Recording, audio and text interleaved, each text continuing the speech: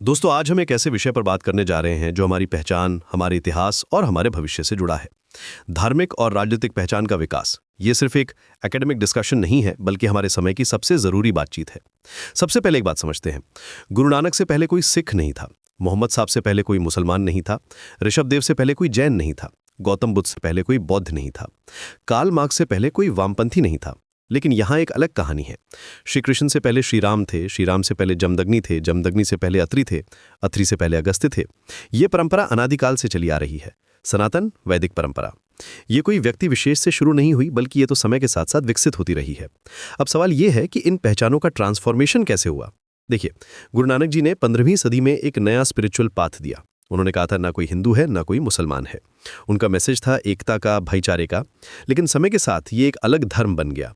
ये natural evolution था, कोई कॉन्स्पिरेसी नहीं। इसी तरह इस्लाम भी 7वीं सदी में एक नया मजहब बनकर आया, जिसने अरब से शुरू होकर पूरी दुनिया में अपना प्रभाव फैलाया। आज जो हो रहा है वो कुछ अलग है। आज की राजनीति में आइडेंटिटी को एक हथियार की तरह इस्तेमाल किया जा रहा है।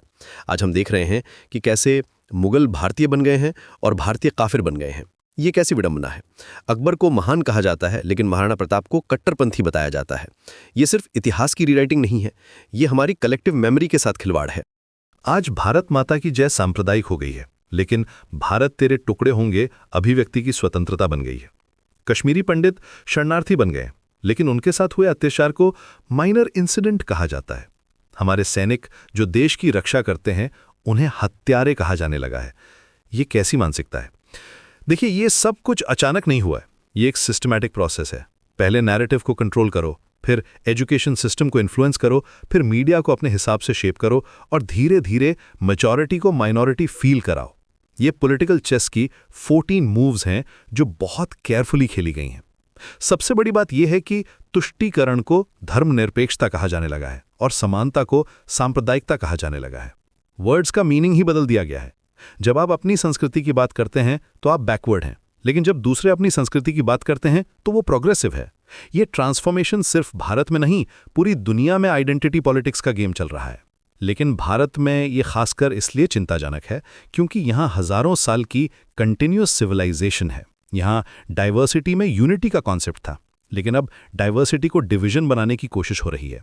अब सवाल यह है कि इस सब का सलूशन क्या है। सबसे पहले तो हमें अपने इतिहास को सही पर्सपेक्टिव से समझना होगा। हमें यह समझना होगा कि सनातन धर्म कोई रिजिड सिस्टम नहीं है, बल्कि ये एक लिविंग ट्रेडिशन है जो समय के साथ इवॉल्व होती रहती है। इसमें सभी के लिए जगह है, लेकिन इसका मतलब ये नहीं कि अपनी कोर वैल्यूज को कॉम्प्रोमाइज कर दिया जाए। दूसरी बात, हमें क्रिटिकल थिंकिंग डेवलप करनी होगी। हर नैरेटिव को ब्लाइंडली एक्सेप्ट नहीं करना चाहिए। जब कोई कहता है कि ये सेक्युलर है या ये कम्युनल है, तो पूछिए क्यों, एविडेंस क्या है, लॉजिक क्या है। तीसरी बात, हमें अपनी एजुकेशन सिस्टम को रिफॉर्म करना होगा। आज के बच्चे अपने ही देश के हीरोज के बारे में नहीं जानते, लेकिन फॉरेन हिस्ट्री के बारे में सब कुछ पता है। ये कैसी शिक्षा है। चौथी बात, मीडिया लिटरेसी बहुत जरूरी है। आज के टाइम में इंफॉर्मेशन वॉरफेयर चल रही है। हर न्यूज़ को वेरीफाई करना जरूरी है। सोशल मीडिया पर जो भी वायरल होता है वो सच नहीं होता। पांचवी बात, डायलॉग को प्रमोट करना होगा। डिफरेंट कम्युनिटीज के बीच जेन्युइन कॉन्वर्सेशन होना चाहिए, पॉलिटिकल एजेंडा के बिना। जब तक हम एक दूसरे को समझने की कोशिश नहीं करेंगे, तब तक ये पोलराइजेशन बढ़ता ही रहेगा। अंत में ये समझना जरूरी है कि आइडेंटिटी एक मल्टी लेयर्ड कॉन्सेप्ट है। आप एक साथ इंडियन भी हो सकते हैं, हिंदू भी, पंजाबी भी और मॉडर्न भी। ये सब कॉन्ट्राडिक्टरी नहीं है। प्रॉब्लम तब होती है जब कोई एक आइडेंटिटी को दूसरी के अगेंस्ट यूज करता है। आज हमारे सामने चॉइस है। हम चाहते हैं कि भारत एक ऐसा देश बने जहां डाइवर्सिटी सेलिब्रेट हो, या फिर एक ऐसा देश जहां डिवीजन रूल करे। हम चाहते हैं कि हमारी अगली जनरेशन को अपने हेरिटेज पर गर्व हो, या फिर वे कंफ्यूज रहें कि वे कौन हैं। ये सिर्फ पॉलिटिकल क्वेश्चन नहीं है, ये एग्जिस्टेंशियल क्वेश्चन है। हमारी सिविलाइजेशन की कॉन्टिन्यूटी इस पर डिपेंड करती है कि हम इन चैलेंजेस को कैसे हैंडल करते हैं। टाइम आ गया है कि हम जागें, समझें और अपनी आवाज उठाएं, क्योंकि अगर हम अभी नहीं जागे तो कल बहुत देर हो जाएगी।